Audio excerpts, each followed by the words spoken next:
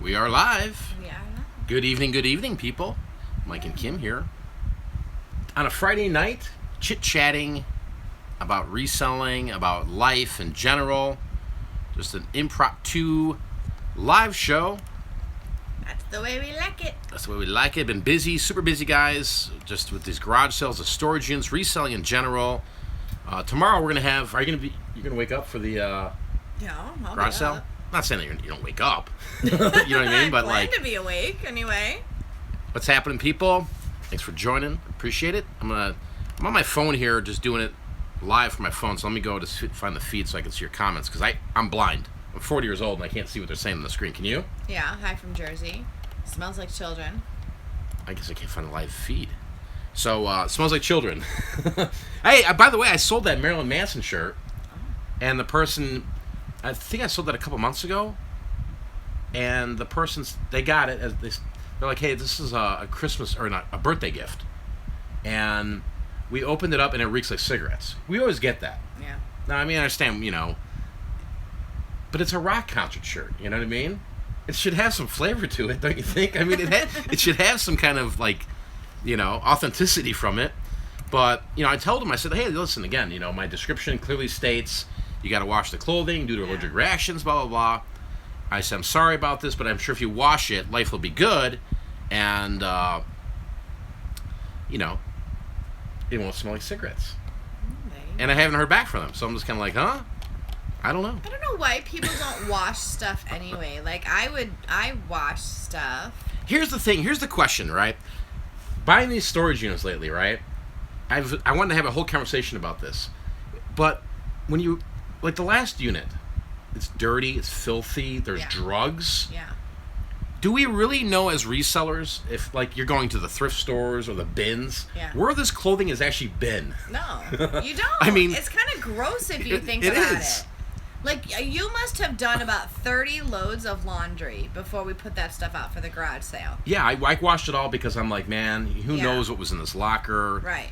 And I rarely wash clothing. I mean, when I go to the thrift store, I rarely wash it unless it's usually. like a stain, guys, or something I try to get out of it. But you washed all that clothing. Yeah, and it had me thinking. At the end of the day, there's a lot of talk about the people that go to the weigh and pays and those Goodwill bins. Yeah. And there's just stacks of clothing, and then when you go to the thrift store, they're all nicely on the racks. Yeah. But then if you go behind the thrift store, you just see the box of donations. Right. And you really don't know where it's coming from. I mean, we could be complete jerks. Right. Okay.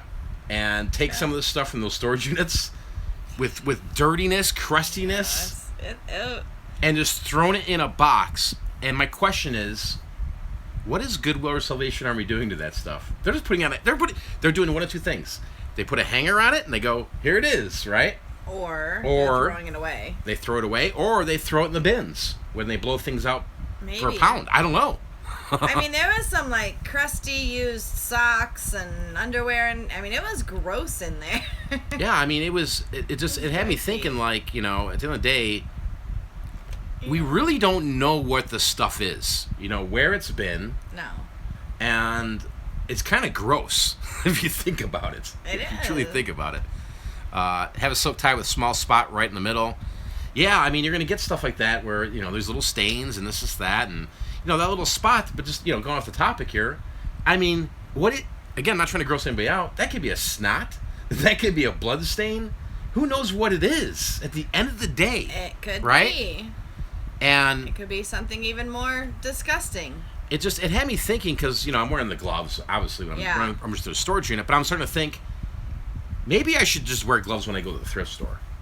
And be like that freaky guy. Even though, I put hand sanitizer on when I'm done. Yeah, but I know. It when you really start thinking about all the germs, and then even forget maybe it was freshly laundered when it came in, but then you've got thousands of people digging through the stuff, so all the germs on their hands too. Do you ever notice ew? Yeah, I mean, you guys out there, right? You go to the thrift stores, and if you're a clothing person, right, and you're digging through the clothing stuff, maybe you can read comments, Kim. I'm blind as a bat. Yeah, I missed that one. When you're digging through the clothing, look at your hands when you walk out. Honestly, they'll be filthy. And again, I'm not trying to gross anybody out. You guys that are doing this, you guys know this happens, right?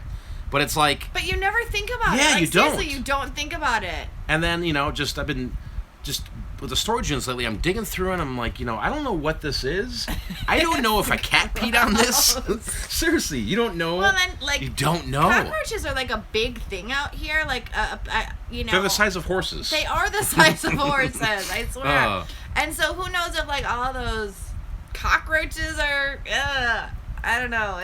It's gross if you think about it. So I just try not. We're enjoying a Coors. I just try not to think about it. Yeah, I mean that's the thing, but when you think about it, you're like, man, that's kind of gross, It is. It's at the end of the day, you're digging through used stuff for profit, and it is what it is, but at the same point in time, it's like, why, I mean. Oh, see, they're playing a drinking game. What am I repeating 100 million times? At the end of the day. Here's who says that. I forgot. Somebody said they wear latex gloves. So, yeah, I mean, it's interesting to think about it while this big freaking, what was it? It flew in here. Did you see that? You were talking about the big cockroaches and this freaking bat came in here. Bug, I think it's a moth, maybe. Yeah, the old Coors Banquet's pretty good. Even I'm drinking a beer tonight, and I don't do that often, but. Yeah, but wanted to do like an improv little show for us and just talk, and we haven't done one in a while, and I know I promised it last week. So this guy says he's not wearing any clothes. Well, then you don't have to worry about the germs. Yeah, no germs at all. Just sanitize yourself with freaking some soap and. Okay, that might be going in a wrong direction. Yeah, but I wanted to come together tonight and talk about doing what it takes to survive with reselling. There's so much talk about reselling, and there's opportunities. That's why there's a lot of talk. Yeah. But there's so many channels on YouTube and the Facebook groups, and I really don't watch too many people, to be honest with you guys, about reselling, just because. Yeah. I mean, there's a few of people I do watch, but other than that, here we can look at the comments here now. Right. They're live. Thank you. Yes. Thank you. The home purchase, March was kind of an expensive month for us, but we're happy to have bought our home and not have to move. That was kind of a good situation for us. The landlord, the place that we bought, obviously, now her father passed away, and when we first moved down here, her father had just passed. This was his summer home, and so she didn't know what she wanted to do with it for a while, and we'd kind of been talking to her about, well, maybe we'd buy it. We didn't really know what we were going to do for a while either, and so it just kind of happened, and so that was good. And then somebody else said something about Maddie's car. She gets her driver's license, cross her fingers, on Tuesday. Monday she turns 16. But all this exciting stuff, I know, it's been very exciting, and so hopefully on Tuesday she'll have her license, but she's definitely enjoying driving it around with me in the car. Yeah, let me go back to the chat here, because somebody just listed their first item. I think it was David. Hey Mike, I just listed my first item on Amazon today, so congratulations. Amazon's it's a great source. I mean, it's the #1 marketplace that's out there, and get it going, get the stuff listed there. It's fun. There was a comment. What was this from? Travis, thank you. I appreciate it. Thanks for all the content, Mike. Appreciate it. I try not to. I try not to lie to you guys, honestly. I mean, I don't come out and lie to you guys and say, listen, $20 million sales and $50 million and look at my Ferrari. You know what I mean? Right. I mean, I just think that's why the channel's been around for so long. Is that it's just I think we're down to earth people. I mean, at the end of the day, I mean, I'm not trying to. Normal. I'm not trying to be somebody I'm not. I'm not trying to brag. I'm not trying to say, guys, you could do this too. Just pay me $25,000. Yeah.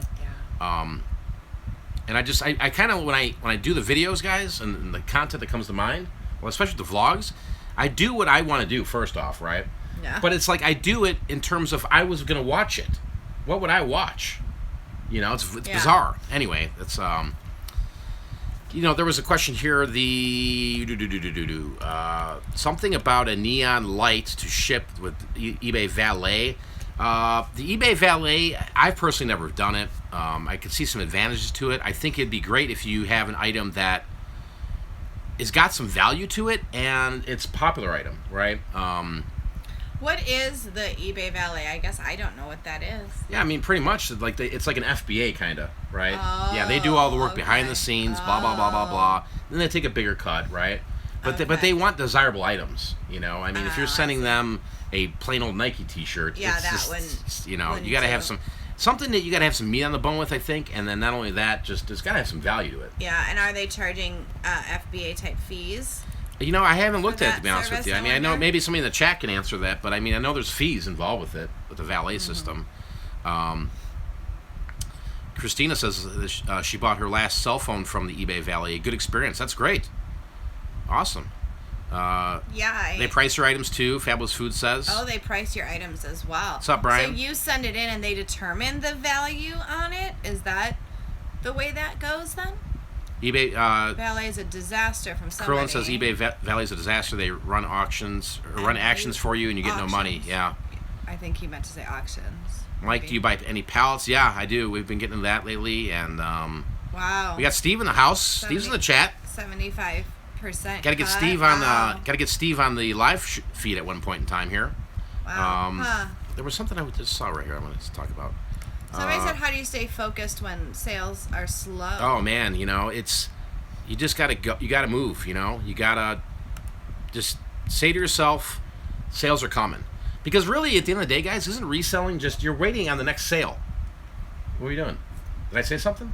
I'm playing the drinking game. Oh, I don't even know what drinking game we're playing. But you're really waiting on your next sale. So, like, you know, you can't frown upon when times are rough and things aren't selling for you, right? Right. You could sit there and be depressed and go, oh my God, and then the next thing you know, you're laying on the couch. You just got to wake up and just say, listen, sales are going to happen today, or sales are going to happen tonight, and just keep being productive. Well, then let's back it up and be real about that for a second. David Cubs. Years and years ago, when you first started, and there would be days that, or weeks even, I'm talking way back when we first started, we didn't have very many things on the store or whatever, you would get depressed. Dave. Oh yeah, you don't would. Get me wrong. You'd be like, "Oh my God, I can't do this. This sucks," and you'd get like totally. I hated eBay. Like down on yourself and like, well, I guess I'm gonna have to go find something to do because this isn't working. And so yeah, guys. So it does. It's taken you a long time to get into the mindset that okay, so what? Something didn't sell today. I need to keep listing. I need to keep pushing the stuff out so that something will maybe sell tomorrow for me. Yeah, early on, I mean, don't get me wrong, I was depressed. I'm like, why is this stuff not selling? eBay's broken, you know, everything. Right, yeah. And, you know, there are times I do feel something's off, but, I mean, I can't prove it, you know, and I'm not going to go into that for any extended period of time. But the best thing to do is just stay focused and keep listing. Sales will come in. You know, I find it amazing with eBay, though. I'm telling you, and maybe you guys in the chat just answer if this has happened to you.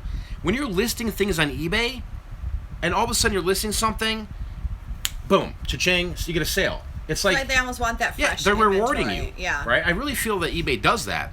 Leave a comment. I'm really interested to see, you know, if you experience that, because it happens to me all the time. I don't know if it's a coincidence, because maybe I'm always listing or whatever. But well, and we've also found that, like, let's say on the weekend, if you've sold stuff on the weekend, like, and then nothing's selling, as soon as you start printing the shipping labels and getting everything packaged up to go out Monday morning, it seems like sales start coming as well.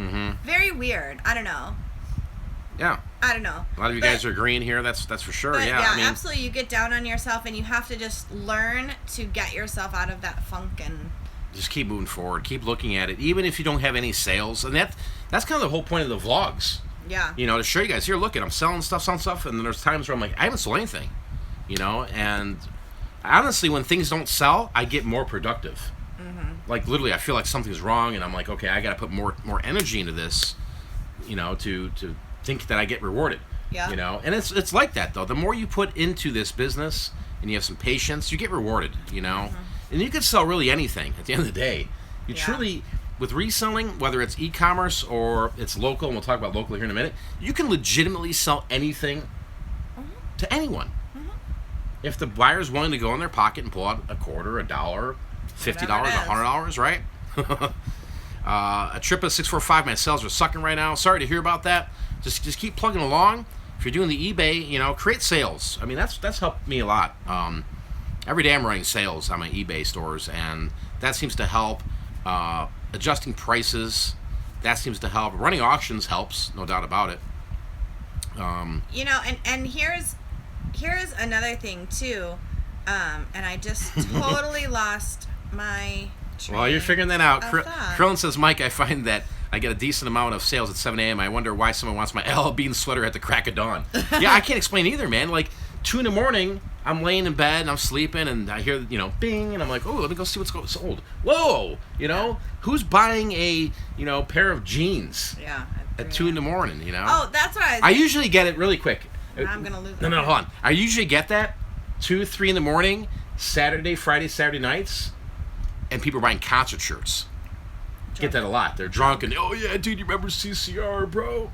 Man, yeah, that's probably where those people bought their Marilyn Manson shirt from, Maybe. Anyway, go ahead. I lost it. Oh, again? Yeah, I told you I was going to lose it because it was in my head that's why. Okay. So I always tell Mike when his sales are slow, let's look at the time of year that it is. Yeah. So sales are always usually pretty good in January because people are still coming off the Christmas rush and selling or spending their gift cards and things like that. Then there's a slowdown because the credit card bills are coming in. But then people start doing their taxes and they get their refunds in. So there's that first wave of refund people that are spending. Then there's a lull. And then there's the next wave of refund people, tax refund people. And so we're coming up to about that time where the next wave of tax refund is going to be coming through. It's coming up to taxes are being due. So think about that. Not only are the second wave of refund people coming through, but then you've got the people that have to pay their taxes, so they have no extra income to spend on stuff. So I always try and think of those things too as to why there might be a reason why sales are slow. Yeah, I mean, the biggest thing is we're not drunk. I mean, just to make that clear. Somebody think we were drunk? Yes, some people are like, just opened this beer before you started. This is my start to my second one. And I'll be nursing this for, I'm cracking through pretty good. Barry Rose says, who pays taxes anyway, right? I mean, it's just craziness at the end of the day, That's what I love about e-commerce is it really is, somebody made a comment earlier, it's 24/7. It's a 24/7 marketplace that there's people all over the world. There's people on the West Coast and the East Coast, and it's a free world kind of. You know what I mean? Yeah. Where you could buy at your pace. And I need to buy this. Cool? I could shop at 3 in the morning and buy something. I mean, let's think about that. How cool is that? When we graduated high school, email was just starting to be a thing. I remember going to college and I had my first email address because I was in college, and it was only to people within the college, and now look at people are doing everything online. I do my banking online. I keep our business records, on an online program. And so, it's absolutely amazing that you can sell something to somebody in Australia when it's 4 a.m. here, Just the technology, I mean, and then you start looking at the local apps like OfferUp and Let Go. I mean, you could just literally be buying something. We bought something today. Literally, I was going to the hardware store because I'll show you guys tomorrow's video what I was doing next door here. Went to the hardware store and I saw this thing on OfferUp when I'm driving I was with my neighbor. We're driving his truck and I scrolled through it and I'm like, oh, that looks interesting. And literally, from the time I left Ace Hardware, we were talking back and forth. Yeah, sold. Come buy it. I'm like, all right. Drove right down the street, picked it up. It's all local, right? Got it in the truck. Came back here. Goodbye. Mm-hmm. So just it's crazy. It's just crazy with the. It's crazy for not only as a buyer that you can buy stuff, that you wouldn't have had access to before. Had you had the internet not, been around and that, there'd be no Craigslist, where we get a lot of stuff from Craigslist, or sell things locally, as well. It's made the local game such an easier way to do things. Yeah, I see Adam's asking, we're in between, we're like near Casa Grande. We're in the Casa Grande area, so in between Phoenix and Tucson. If anybody is from Arizona, leave a comment. I'd love to know where you're at. Thinking about doing like some kind of meetup at some point, Like I was thinking, what would be neat would to do like some of us who sell locally, get together and we just say, we're going to go to this flea market and set up booths. We've got Maricopa in the house. Maricopa. Buckeye. Buckeye's here. Awesome. My parents are up by Buckeye. I just thought that'd be kind of cool, like a meetup, but we're being a productive meetup. So we're like, we kind of get a spot at a hop-in flea market, set up things there, then maybe have some, cookout or do some barbecue. That's something cool. Yeah. Somebody asked about the VHS stuff. Yeah, just what I would do, honestly, is just go through, if you're going to go through eBay, just go complete listings and just search down all the used ones, right? Look at all those titles. You'll get an idea really quick. I made a video a while back giving us an idea of some of the ones that sell. The other thing, too, is if you're doing Amazon, there's options on Amazon, when you're doing advanced searches, that you can pinpoint price points. Same with eBay. And say, hey, I only want to look at items that sold for over $100, et cetera, et cetera. So I've been to Portugal. Someone from Portugal is watching. Portugal, really? That's awesome. Yeah, that's what I said. That's Marta. very cool. Marta was from Portugal. I went to Lisbon and then some little towns around Lisbon. Ian says, Mike, I'm thinking about moving to another state. I'm worried I'll have trouble sourcing, though. How did you move from Chicago to Arizona early on? Honestly, I was the same way, man. I'm telling you. When Kim's like, you know what? Because the whole reason we moved was because you wanted to start your career as a teacher. She always wanted to be a teacher. Yeah. People have asked that quite a lot, how that came about, and then I'll let Mike answer the question. But Mike and I got married. I had not finished college, and then we had our kids and life and whatever, and one of the things was that when our kids are grown enough, I would like to go back to school, because for a long time I stayed home with the kids, and so I said when the time is right, I want to go back to school and finish my degree. And so that is what I did. And unfortunately, finding a job in Illinois was extremely difficult. I remember going to one, I thought I had a job lined up, and it ended up not working out. In Chirac? No, in Elgin.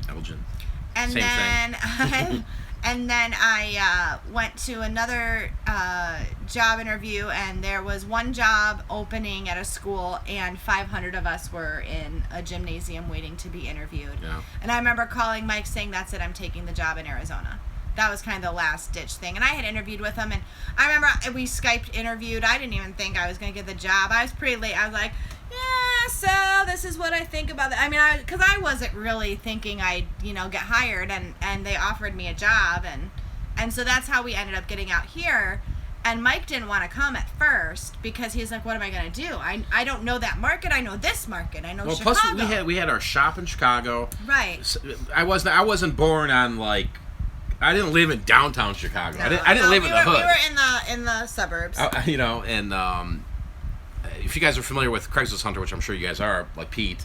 We lived in the town. We lived the next town over from where his shop's at. So he was in Crystal Lake. We were in Cary, Illinois. But going back to that, when you're like, hey, I'm taking this job in Arizona, so I'm sort of saying, okay, well, what am I going to do? Now, I said to myself, well, if I could do this here in Chicago, I could do it anywhere, right? I mean, there's thrift stores. So I started, just looking. I just started going on Google, looking up Arizona, looking up the areas, and I'm like, there's thrift shops here. Johnny Goodbyes, Jeff's here. I talked to him, and he was like, oh man, you got to come up here, and you'll love it. Yeah. And it made it. It was great. So we basically left.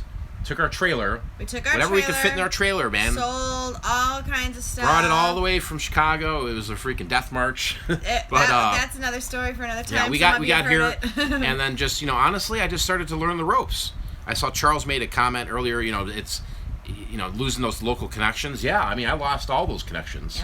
Yeah. Back home. And so because we did a lot of local stuff. You made new ones. Yeah. And actually, you said early on, probably within the first 2 months or so that we lived here, this was better picking than there's no doubt about it. Than our particular location in Illinois. Other than the one thing that's not abundant out here is mid-century modern furniture.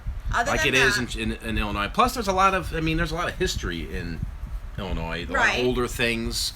So it's taken us a while to get used to, there's history here too, though. You've got the whole Old West thing going on, and lots of native things that, so that's still, and it's interesting, I think sometimes Mike especially has always gotten bored after a while with different things, which is why reselling's the best job for him. He's had other jobs in sales and owned his own companies and been very successful in that, but reselling's been the one thing that you haven't necessarily gotten bored with, because you'll get bored with selling a particular product, like clothing, for example. I'll get bored quick. I'm tired of clothing. This sucks. I hate it.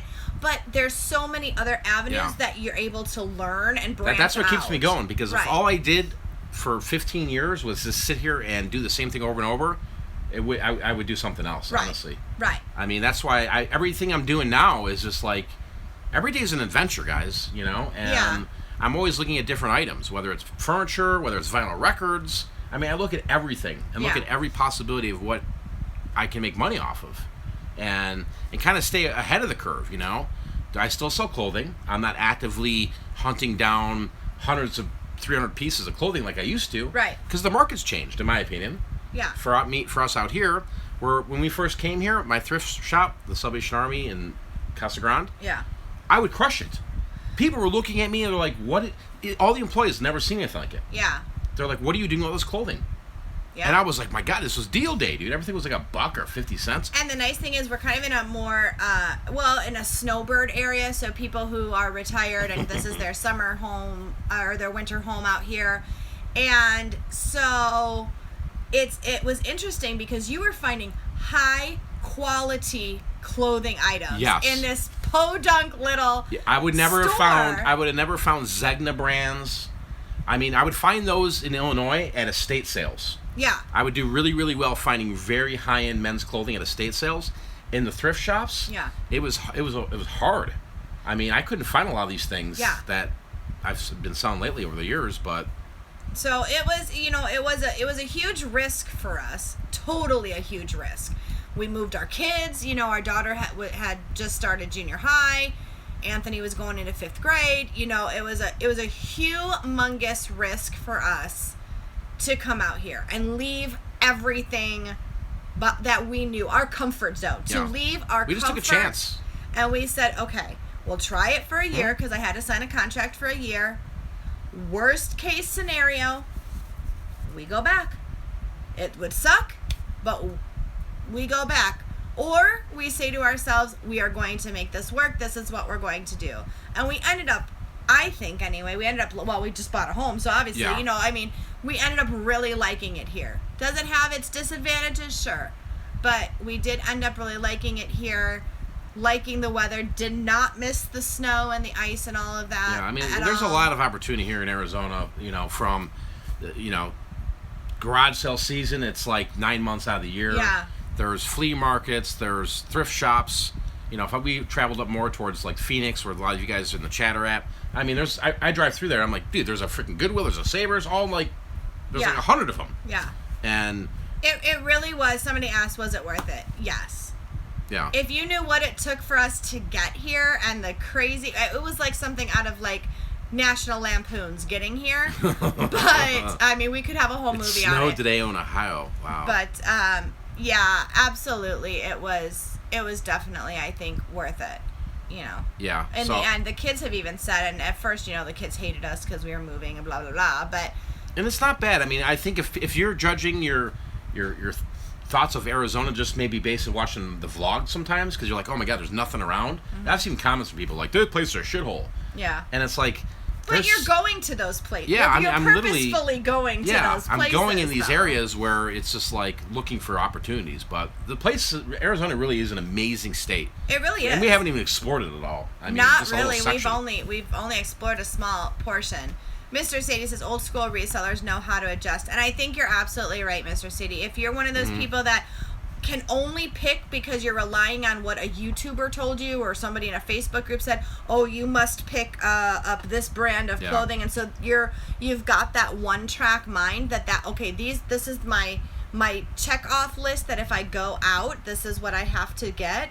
You have to be able, just like any business, just like anything in life, you have to be able to learn how to adjust, to improve yourself, to say, what do the locals want here? What is it? I mean, yes, we sell online, but the local game is a big part of our hustle as well. Yeah. And we're gearing this up big time right now, guys. Yeah, I mean, and so we had to do was say, what is it that is hot in the market I'm in? When we were in Cary, mid-century modern was hot. Mike would sell that stuff all day long. I'd sell baseball cards out of the shop left and right. Right. So you have to figure out wherever you go, if you are a seasoned reseller or you are someone who doesn't mind change and is adaptable, which you should be as a reseller. Absolutely. You cannot get stuck And in if you're one not, spot. here's what you got to do, right? If you're just stuck with blinders on, when you're out in the field next time, go find something you have no idea about and just look at it and sit there for a minute, pull up your phone and say, what is this? Yeah. And do that 100 times a day. And you know what? I mean, reselling, I mean, you got people like Mr. Sadie. I mean, I see all these names here. People have been doing this for a long, long time. Yeah. You know, and all this information that is maybe sunk in our heads. Yeah. And the Mr. Sadie's, and I see 19th Vintage, and Duane, and Jeff, and Johnny Goodbyes. Everybody that's, that's been doing this for a long time. It's taken time. You to have get to build this up the information. knowledge base. There's you can't no just college you can go to learn how. Well, I mean, some people think YouTube is, which you can go on YouTube, watch That's the true. videos, and pick up tips and tricks, and that's for sure, right? But if you're going to an estate sale tomorrow, and you're just saying, hey, I'm just going to go look in the closet, and you're not going to look around, you might be missing out on a major opportunity. Here's my honestly. analogy for the evening, y'all. And it's this. I went to school to be a teacher, and I went through all these classes on how to do this and how to teach that and how to be good, have good classroom management and blah, blah, blah. And that was all fine and good until day one I stepped into my own classroom, and all of that went out the window. Yeah. You can't do this without actually doing it. Yeah. Like without being in it. Life experience. Having failures, having successes, that is what actually makes it work. And that's where your knowledge comes from. I'm a much better teacher now after having been in it and having had those experiences and having failures and days where I wanted to cry and quit. Because resellers do the same thing. There are days I see Mike ranting and raving and he wants to quit, and I'm done with all this SHI, and I can't take it anymore. And then Are you talking about YouTube or reselling? well, everything. and then you get back up the Yeah. next day, you throw your tantrum, and you get, not just you, I meant you the general you, and then you get back up the next day and you say, okay, what did I learn from this? This sucks, I can't do that again, and you learn from the mistake. It's like when you're first selling online and you get that buyer that scams you. Yeah. Or they send you back something completely different or broken. At first, you're gonna be so frustrated, like, "Oh my God, what really?" And you're gonna be heartbroken, really. You're gonna be pissed off. And it took me a long time when that stuff happens to me now. I'm just like, whatever. It's part of the business. It's part of doing business. Nothing much I could do about it, right? Yeah. It's part of the game. Garage sales. So let me talk to you guys here about we've been doing with Steve, and you did one last week. Or did you do one last week? I did Sunday. Yeah. Sunday, yeah. We've ran 4 or 5 garage sales at this point, guys. And I want to talk about that briefly because you're watching us buy these storage units, right? And you might be watching, like I've seen comments, people are like, this ain't even worth your time, or there's no money in this. And it depends on the unit, obviously, right? It really depends on what is available. But just because there's nothing I can pull out that's all eBay stuff or Amazon stuff, there still is some liquid gold there. Right? And that's what I want to talk about, because our garage sales, what we're doing, and Steve can vouch in the chat because he's here, we're selling a lot of things. Somebody mentioned, a lot of people come from Mexico and they buy it and they bring it back down there. They do. They do. We get people that come to the garage sale here, guys, and they load up. I mean, they will load up. When we say, hey, those shoes are 50 cents, they'll freaking grab 30 pairs. Right. And you got to remember, it's a garage sale. We're not doing museum stuff where people are walking up. Me and Steve went to one a couple days ago on a Thursday garage sale. We walk over there, and the minimum price on the whole sale was $200. See, and I was like, well, that's the wrong approach. I mean, this isn't Sotheby's here, man. We're in the desert of Arizona, and we live in an area where there's very wealthy people, then there's very poor people. Right. All right? And there's all different types of people, and all I'm trying to do is fill Find out what their needs are. So when they come by, Steve sold a box of rags. And honestly, right, we were going through the storage unit, and we were making piles. Donate this. This goes for the garage sale. This goes for e-commerce. We had a bin. It was rags. I said, let's donate all that. Yeah. Steve says, no. Rags. Somebody buy these rags. And I'm like, okay, let's see, right? Yeah. Sure as crap. The first time we had the garage sale, boom, the rags. Guy bought the whole thing for like $6 or $7. You know, it's just, overlooking things. I mean, people were buying belts. Yeah. One guy walked up, he's like, I need a belt. His pants were falling down, and he bought himself a belt. Wow. And that's why, I love doing that because, one, it's fast cash, right? Mm-hmm. It's stuff we can't sell online. Yes, we can donate it all and get a tax write-off, Sure. but why not get that money and have a system in place, right? I know there's some cats that are watching the video right now that, I think it was Charles. I mean, he's a big local guy, and he's got a setup and flea markets and storage auctions, and he does all this stuff too, where if you can build up a network, right, where you get the stuff from wherever in bulk, and you have a system, whether it's a garage sale, whether it's a flea market, to dump this stuff. Right. And then when this cash comes in, I mean, I'll just throw the numbers out there, right? Just the past week. I mean, we've done $400 or $500 in sales. Wow. In garage sales, guys. It's just nothing crazy. Okay? And I know that's not huge money for a lot of people. I'm just being open and honest with you guys. But that's an extra $500, and it's stuff that, again, came out. It's not like we bought something to sell on a garage sale. It came out of a storage unit or storage units. Actually, there's been quite a few, 2, 3, 4, that couldn't be sold online. It is not quality enough to resell online. It's not quality enough to resell on Etsy. The only place to do it is locally. Either a local garage sale, possibly a flea market, or donate it. So why not make a few bucks?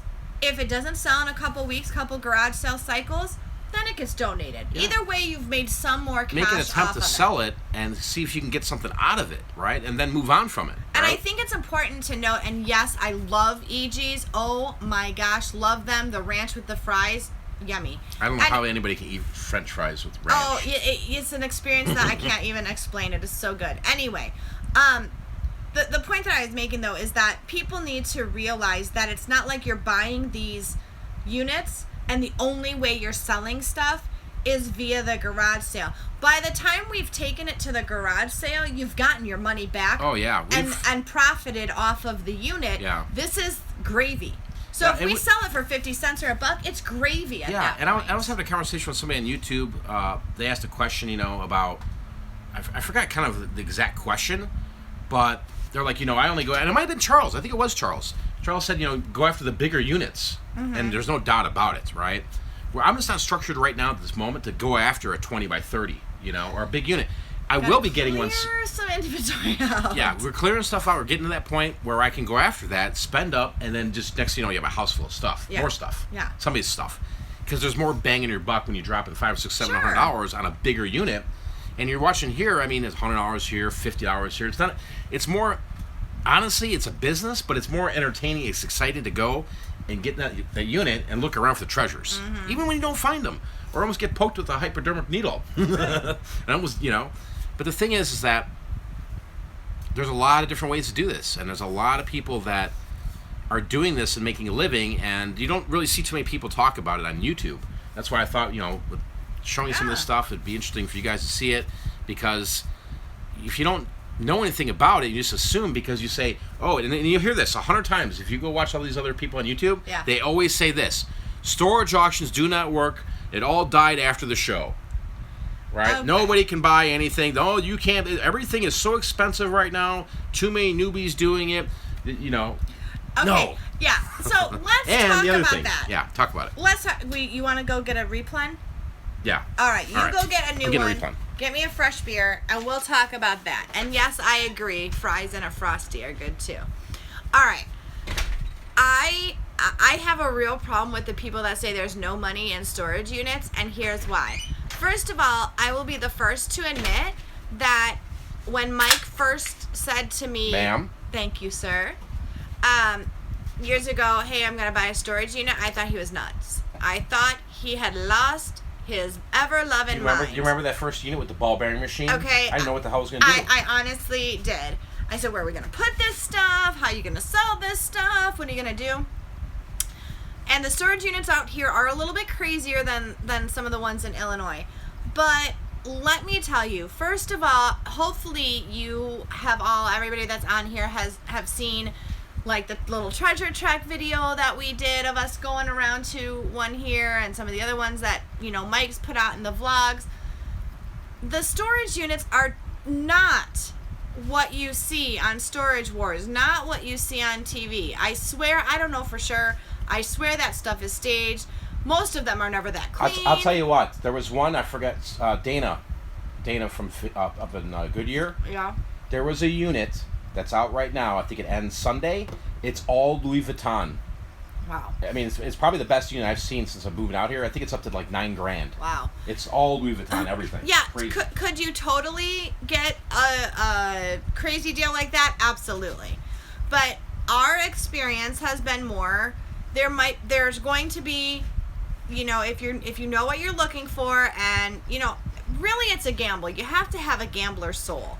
And I think you have to have a gambler soul to be a reseller anyway. I really do, because everything is a chance. You're buying somebody else's junk to hopefully resell for a profit, and that's a bit of a gamble, But these storage units, by the time we're putting this stuff out, right, they're mostly garbage. A lot of it is garbage. A lot of it is like we saw, Mike's shown in his videos. There's needles, there's drugs, there's that one where I don't know what that was. I don't know, old piss in a bottle. I don't even know, And the other thing is, it's sad.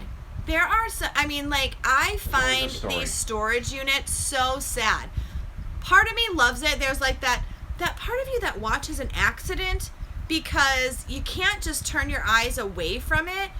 And the stories are so sad of these people when you start looking through it. What happened to these people that they lost these units, and sometimes lost all of their memories and things that they had in here? And it makes me very sad sometimes. On the other hand, you have to know what you can sell, and you have to look at these units. I'd recommend everybody find a unit for $50. Yeah. Take a gamble at $50. You might lose it at the casino anyway, or you'll spend $50 on beer next weekend, and try and take a gamble on one that looks somewhat interesting to you, because you never know. Are you going to find a pot of gold? Well, I wish you luck, and I hope that you do. But are you going to make more than your $50? I bet you will. I don't even know. I mean, I'll just be honest. I'll say right now, cross my fingers, knock on wood, I've never lost money on a storage unit. Not yet. Not yet. It's come close. We've come close to breaking even that on first a couple. treasure trek one was really close. That was really close. was a close one. But at the end of the day, it's a treasure hunt in you. You're out there, you're looking for these opportunities, and what's $50? At the end of the day, what's $100? I mean, depending on what your life is, right? I mean, $100 is a lot to somebody, right? But at the end of the day, if you're sourcing stuff, you could drop $100 at a thrift store, right, on a couple things. Why not go out there and look in your area and just go to storagetreasures.com, type in your zip code, and find an opportunity? There's an Adam that keeps, I keep seeing it pop up. Can you answer a question? Can you answer a question? Can you answer a question? So, Adam, it's scrolled, so if you had a specific question, I am not sure what it was, but if you would please put it in there, whatever your question What's that website? Storagetreasures.com. You got FBA Life in the house. What's up, Paul? So is an estate sale better or a storage unit auctions? It's variables. Totally depends. That's what we were trying to get at right here, is what are the best places, where are you going to get the best bang for your buck? I feel like you're going to get a better bang for your buck in general at a storage auction. Yeah, I do than too. you are at an estate sale, because those are usually priced. And every estate sales run differently, where there's going to be opportunities in the closet because they were looking at the vases or the furniture, or there's always an opportunity there in estate sales. Sometimes there's no opportunity at all. Yeah. And you're just wasting your time there. And then you got to remember, with estate sales, you can go to one. Yeah. And there's freaking 400 people lined up there 2 hours before it starts. So that you got to ask yourself, do I even want to wait in this line? Yeah. Because you got to, you're, sitting there and you got 300 people doing ahead of you. Somebody says, do one that's not hooked up with the storage treasures. Yeah, Charles. Yeah. You always Charles is great. Charles sounds like I would, if Charles had a YouTube channel, I'd watch it because he's really knowledgeable with storage units, for sure. If you have local storage unit facilities, get in touch with them. Work out something, right? Maddie has a friend who's, I know this is like one of those like twice removed like things, but one of Maddie's best friends, her uncle owns one of the local storage units in town. And so we've been trying to talk to him about letting us know kind of ahead of time when things are going to come up and stuff like that. Yeah, Reseller Rockefeller, great guy. Chad, go subscribe. He makes YouTube videos. Go check him out. He's saying here, just buy the estates out. That's what he does. Yeah. He goes in there. Do that too. He'll cherry pick it and he'll just be like, all right, dude, how much for everything? I mean, I talked to him for a couple hours on the phone weeks back or months ago. And just, he was like, oh, just bought this whole lot of stuff. I mean, there's a lot of angles here to get the best deals. Yeah, sorry if there's trolls and stuff in the chat. I mean, I can't. If you're like legitimately in here, I can't. I mean, I can sit here and just start deleting people, sorry. but I mean, what's the point, right? Just if everybody can behave and be adults, it's cool. Now, boys and girls. Kim teacher. Do I need to pull out the teacher voice on you? Let's all learn how to be respectful towards each other, okay? If you disagree, you can say, I respectfully disagree with you because, and give a valid reason. There's no need to name call. You're going to get your name written on the board. I'll put you in detention if I have to. Yeah, I mean, there's a lot of great people in here, that... If you look through the chat, guys, if you're looking for people to follow, there's some good people here. 19th Vintage, I believe he's making YouTube videos. But again, back to finding the best deals, right? If you're snaking it and you're going through the thrift shop and you're just picking stuff, needles in a haystack, that's great. You can find those opportunities. I'm a big believer in the bulk system, right? Go in once and you pull out as much, right? Like liquidation to some extent. There's good, there's bad, there's ugly with all that stuff, right? If you don't know what you're doing, flea markets is another great way to source, honestly. Put some cash in your pocket, walk around a busy flea market, and nitpick items. You'll get some good quality, vintage, antique stuff that people are willing to wheel and deal. And hopefully... I will not go and buy something at a flea market if this guy's not wheeling and dealing. Well, and let's hope that if you do go to an estate sale, they don't have the guy laying in the room dying. Yeah. That was messed up.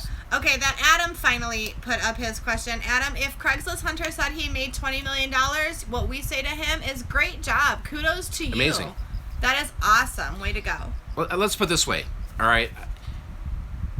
And I'm just going to throw this out here. I mean, everybody can say they make something, right? Sure. Believe it and go, oh my God, they're the greatest, okay? But let's just see if you can do it. Let's just worry about ourselves, right? Great. Because if somebody else did it, awesome. Yeah, that's wonderful. I see Facebook posts to a $20 million seller. And I'm just sitting there going, you know what? I don't know anybody that makes that type of money as a reseller. Trust me, I've been doing this YouTube for a long time. Yeah. I was talking to somebody last week who has a major operation, like 18 employees, massive warehouse, whole 9 yards. They don't even make that type of money. I think that people are saying, he never said that. I don't know where this is coming from, but I'd be surprised. I would be shocked that we know Pete personally, I don't think say $20 so million. I don't think that he would. But I would say to anybody that is out there saying things like that, and you're listening to them, because there are people that are out there saying. Yeah, people are saying Craig Hunter didn't say that. So I don't think he would ever say that. I mean, I don't think so. He's a blue collar guy. He knows his stuff. He's got a shop outside of Crystal Lake. He does his thing. He makes money. You go check him out. He's transparent. I'm not saying he doesn't make money. No. But I think if you asked him flat out, hey Pete, do you make $1 million? I don't think Pete or anybody here on YouTube, to be honest with you, is making that type of money that are making videos. All right. There's always people that are coming in the chat. I do 22 million. Yeah. And it's like, dude, it's just the internet, bro. It's just, I mean, and then, here's the thing is this is what is the reality here. When people throw out these big numbers, they're trying to be attractive, right? And they're trying to get people in a zone so everybody goes, I want to be like that, right? I want to own a car like that. I want to do this. I want to do that. And it's no different than the you know, the guy on TV that's flipping homes saying you could do it too. Right, exactly. 2 weeks ago, exactly. there I was living in this shack, and look at me now. Or I call it the Billy Mays sales pitch. Yeah, you know, I mean, be like me. You know, and some of these YouTube videos when I watch them, I'm not talking about anybody specific, but like the ads will play in between the videos. And this one guy, hi, I'm Kala Kalishi, right? Yeah. And he's coming out of this near jet, walking out, and all I did was this, guys, learn my 20 steps. And sure. It's hype, people, right? It's to get you excited. In terms of reality, though, for reselling, whether you're new to the channel here, you've been around, you've been hustling for years, you can make $50,000 to $100,000 a year easily doing this. Sure, absolutely. Not easily. Okay, not easily, but hard, it's with a lot of hard work. Realistically, let's change that. Not easily. Realistically. Realistically, you can. You know, and you can build on that. But the biggest problem that you're going to have is this, and I'm just going to be completely honest with you guys. Everybody, you're going to be at a level like right here, right? Yeah. And you're going to make your 100,000. You're going to be like, hey, I'm okay with that. Mm-hmm. You know, that's good money. Yeah. In today's society, when you try to go up a little higher in that chain, at some point, unless you're going after higher dollar items and you're investing, you know, $500 to make, you know, sure. $2,000 or whatever, you're going to have to say, well, I want to scale. Everybody says, all right, how do I scale this business? You're going to have to get an employee. Now, when you go from here, making $100,000 a year by yourself, to employees, you're actually going down now with your salary. Right, because you have to pay now more expenses. You might have to pay out, depending on how many employees, Social Security. You'll have to pay, you know, there's a whole different tax bracket that you're in when you have employees, and you have to have different types of insurance and things like that. So yeah, but that's, if you're looking to scale even higher, there's big talks about that, and obviously it can be done with employees. The more people you get helping your business, the more you can grow. But there's a fluctuation there. The biggest thing is, what happens if it's slow? You know, so if you don't have all this money set aside to pay for that employee or that new warehouse, I mean, you hear people, I got a new warehouse. You know, I got all that. That's a lot of overhead, right? And that overhead can just go take your money that you thought you were making $100,000 now by doing the right thing, by scaling up. That it's actually sinking you down. And if it's going to happen like that, honestly, realistically, it could definitely happen to you your first year with an employee, right? A lot of responsibility. No YouTube reseller will ever answer is, how do you account for private sales with no receipts? Well, here's how we handle that. If it's a garage sale, it's a garage sale. That's a private thing. So I don't do receipts at garage sales. But if we sell something locally on Craigslist or something like that, if it's something over like $50, then we receipt it. Yeah, there's ways to do it, and everything. I mean, somebody's gonna say right now, "Oh my God, there it is. You guys don't pay taxes." Trust me, that's what they're gonna do. Oh dear Lord, you gotta be very careful what you say, because the next thing, there'll be a video by some guy saying Mike does not pay taxes, right? Oh, come on. This is how it works. I'm just telling you. We pay taxes. If we didn't pay taxes, if we didn't do a tax return, we would not have been able to buy a house. I can't tell you how much paperwork. I have stacks. For those people right now that are going, they're sitting there saying, "Oh, you don't pay taxes, you don't do this." Lord. Try to be a self-employed individual trying to buy a house. Trying to buy a house, and go tell me how you can do that. You have to have your numbers and everything lined up correctly, and it takes you 3 years to get it where they want it with banks and everything like that. You can have the perfect credit in the world. Don't matter. You have to provide where your money's coming from. If you are a penny off, you have to account for that penny. Oh my Lord, yeah. So it is absolutely, okay. So yeah, so at the end of the day, you know, going back to, we account for everything. We pay our fair share of taxes. We do everything. We do everything by the book. Look at this is the garage sale stuff that sells. This is what sold today, what sold yesterday, right? I mean, I keep track of all of this. I mean, that way, if anybody ever comes back, if there's ever anything, we have record of all of the stuff. I have a desk full of paperwork and boxes in our trailer full of paperwork. Yeah. I saw a comment, you know, somebody says, "Hey Mike, your main eBay store, I don't sell a lot of high ticket dollar items." I'm not sure what store. If this is the store I've showed, yeah, the sales over there, they're basic, you know, nothing crazy. You know, I do other platforms, so I've got multiple eBay stores. I've got Etsy, I've got Amazon, I've got my own websites, the local game. It's just a big it all comes to one freaking Right. thing. You know what I mean? And at the end of the day, I mean, I am not that sexy reseller that comes out here and says, we just sold this for $900. Well, I think you're a sexy reseller. Well, thanks. I appreciate it. You're welcome. At least somebody does. But the thing is, what I try to show you guys is just the reality of what it is, right? And, you know, sometimes you're nickel and diamond things. Sometimes you're selling things for $15 shipped, $20 shipped, $7 shipped, right? And more of a volume approach, because if you're just going to focus on just the everything is over $100, which that could work for sure. I'm not saying it can't work. You just got to find your own way and find out what works for you. You know, I think the biggest thing is a lot of people just, you know, I'm not $1 million seller, guys. I've never claimed to be one. I've never claimed to be rich and living in the mountains and the hills. No. I am just an average person. As people have written, we do not have a 12-car garage. Yeah. Steve has been to our home. It is a very modest home that needs some fixing up that I can't wait to be doing. But yeah, we live. Yeah, Adam. We live a very modest lifestyle. Adam, if you're interested in talking to me, you can go to my Morning Cup of Joe Facebook page and message me and contact me there, or just email me globalvoodoo@gmail, and we could talk. You know, the biggest thing is that, you know, at the end of the day with all this is just finding out what works for you. I mean, I keep saying this over and over, you know, and try, right? If you're new and you're listening to this and you're going, hey, I want to get into this, try it. You know, I mean, we've gotten to the point where, I mean, wait, not saying. Wait. Because at the end of the day.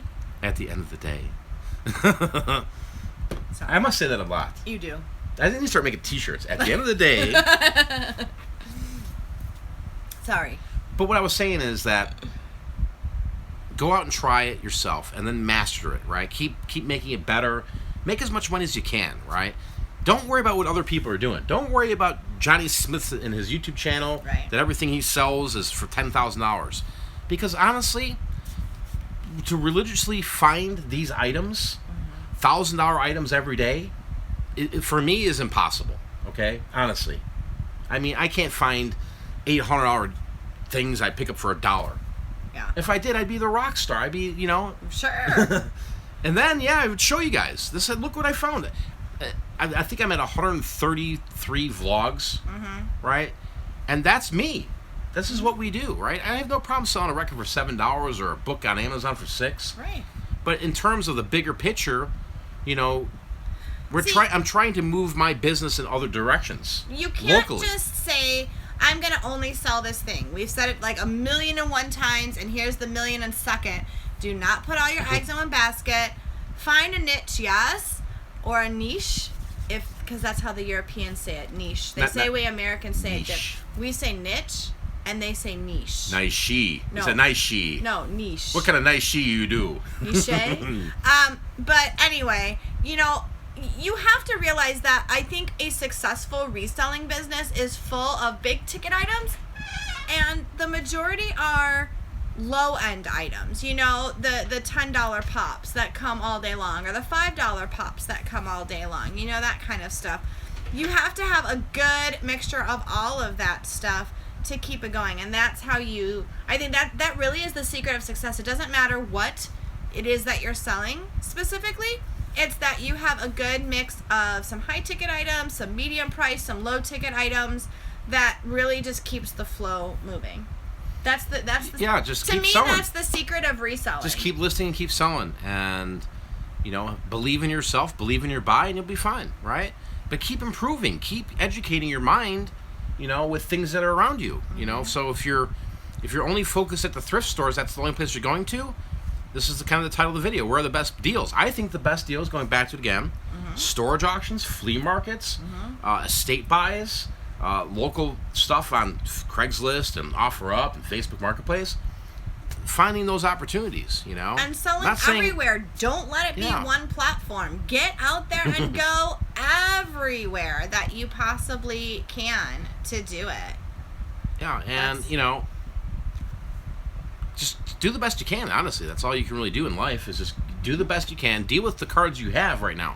If you only have $100 in your pocket, make do with it.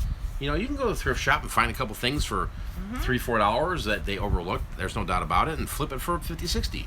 Just be on the prowl, but don't get to a point where you're just accumulating and buying so much and the sales aren't coming in, because then you have to stop buying and list the stuff you have, or reassess your plan. Yeah. You know, and I sold a coffee mug today, Tasmanian coffee mug, Tasmanian Devil. Oh yeah. I've had that thing on eBay for 22 months. Craziness. $13 shipped. Could not get rid of it. Some woman walked right over, and I said, "You buying that?" She bought it. I think she paid 50 cents for it. I'm like, "Here, there you go. What did I have in a quarter? I doubled my money. 22 months later. That's terrible, right?" But the point is this, that going back to the garage sale stuff that we were doing, we were liquidating a lot of different avenues, right? We're liquidating stuff we're buying at storage units, stuff at liquidation, old stock on eBay that's not flipping on eBay. I just move it. I would say, okay, well, here, throw it over there. I sold a troll puzzle today. Oh. Remember that troll puzzle? I remember that troll puzzle. Right. That was my pick. That we were selling the heck out of them on Amazon. As well as I thought it was going to do. We were selling them really well on Amazon, and then it just tanked. Somebody came in there. I don't know. I thought it was going to be like Rockstar. Yeah. But we sold a bunch, and then we had the one, and it was like, oh, it we was did that. left, I just sold it to the lady. I'm like, here, take it. Well, see, there you go. Have fun. So. Absolutely. And I think that's the thing, you know, if those of you that are interested in getting into storage auctions or things like that, buying up a big, you know, quantity of stuff, don't be afraid. I think don't be afraid of it if it goes for the right price. I don't know. I'm sort of pretty conservative as far as that goes. I mean, I like to gamble a little bit, but I like the safe gambles, if you know what I mean. You know, I'm not one to put it all on Black 17 and say let's roll with it. You know, I'm more like, well, I'll put $5 on there and let's see how it goes. And so I think for me or for you, if you're kind of, I'm not sure if I want to do this, then pick a comfortable dollar amount, and you can find storage auctions that don't go for more than that dollar amount. And start there, you know, and try and see if you can make your money back from it. And if you can, okay, now maybe next time you'll say, wow, I did really good with that, and that was only a $50 investment. All it takes is I'm going to try $100 next time and see if I can get something a little bit better and and build it from there. All it takes is getting a unit, and you find something miraculous in there. It's a $500, $1,000 item that you threw $50 at, and you're off and running. You know, honestly, and then you got to have a system. There's a system you have to have with it all, but you know, it's just. I wanted to make this video tonight to talk to you guys that are out there, that if you're at that position right now, where you're like, man, the thrift store stuff's not working right. The opportunities aren't there, or my stuff's not selling. You got to think a little bit differently, right? You can't be going. You can't be going where the masses are at, guys. Okay, you really can't. Yep. You know. You got to just find your own direction, your own path, and the only way you're going to do that is to search locally. What's available locally? Yeah, that's you know, awesome. and once you find out what's available, what your connections are, what's going on here at the estate sales, and make connections, then you know what? It just becomes easier. Honestly, it does. It gets easier, and once Mike could prove to me, I know that sounds terrible, doesn't it? I know I sound like this unsupportive wife, but. Honestly, you know, once he could prove to me, okay, Cam, I'm going to spend $50. And I said, fine, that's all you've got. You can't go 51. It's only 50. And once he could prove to me that, hey, I spent this $50, but look, I've made profit, then I said, oh, okay, I needed him to prove it. I'm a believer now. I'm a believer, yeah, right? But I had to, he had to kind of prove it to me that was something that was actually going to make money, because I was pretty skeptical. I am a natural skeptic.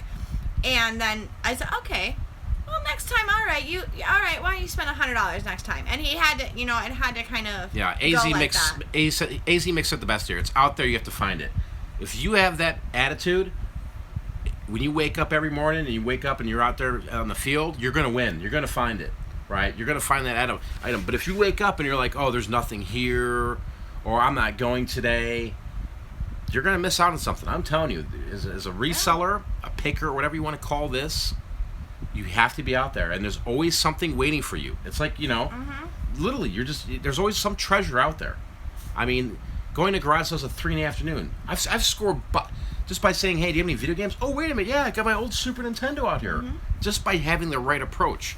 Now, how much you want, sir? Yeah, $20. Oh, wow. Yeah, tamales. But the thing is, just having that right attitude, saying there is going to be something for me today, and I need to back up to a comment that was up there for just a second. Okay. I don't know who it was that said it. I missed the name of the person, but they said something that Kim is the breadwinner and Mike is the grinder. Charles. Yeah. I kind of Charles is good people. Don't take it the wrong way. No, okay. I'm just saying. But let's just if people I just see where you're going. I would just kind of want to say that I would not consider myself the breadwinner. Yes, I have a W-2. Yes, I thought get I was a your sugar daddy.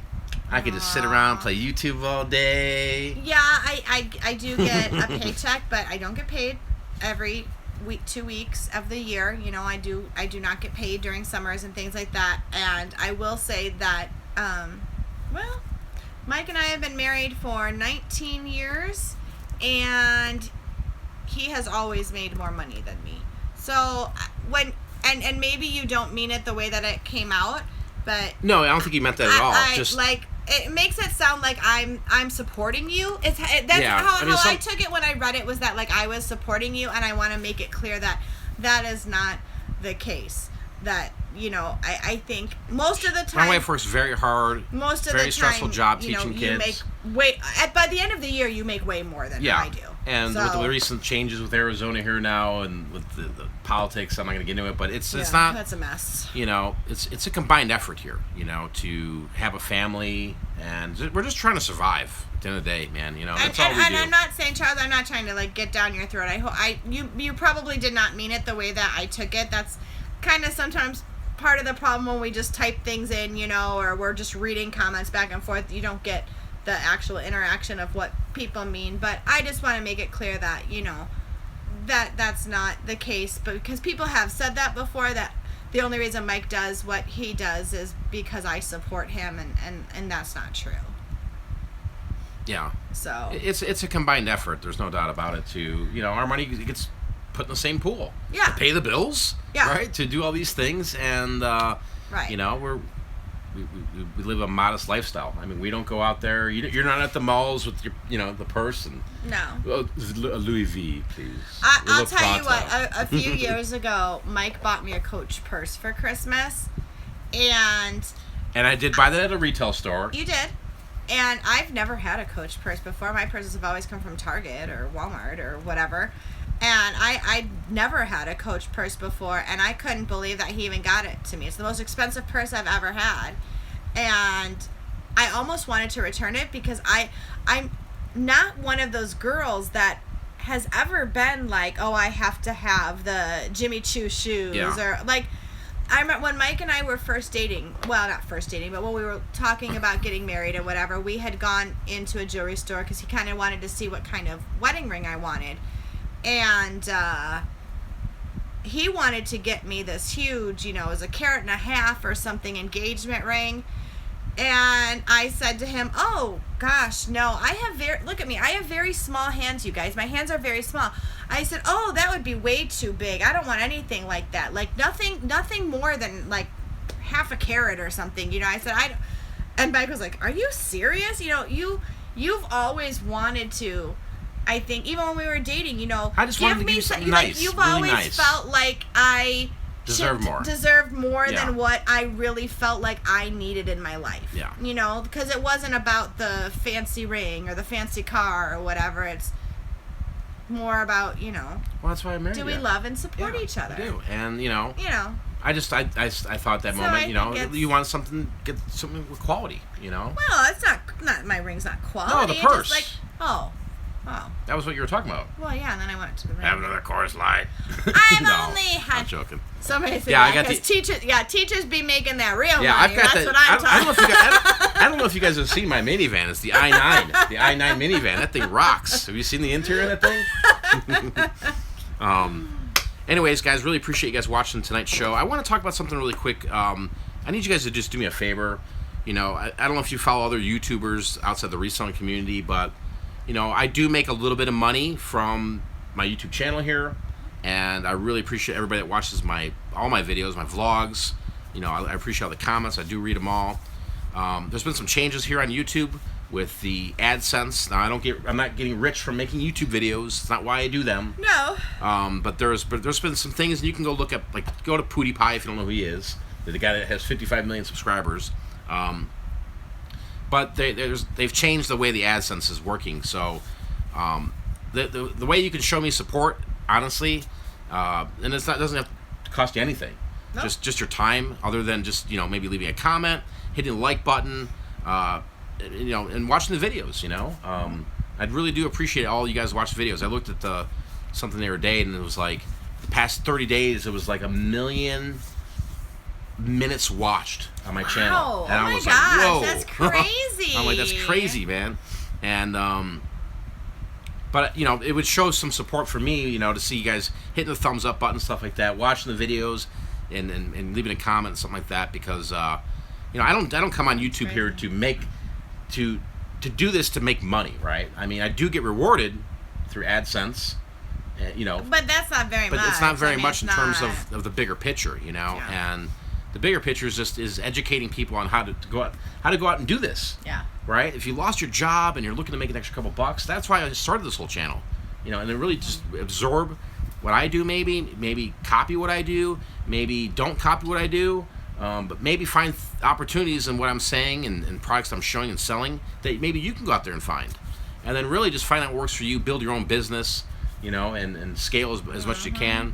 I'm also here to motivate and encourage people. And I'm not asking for any money. I just do me this favor. If you could just hit the like button with that stuff, be super cool moving forward. If you see a vlog come up and you got some time to watch it, I try not to make those videos long, because I believe it's important to have some time.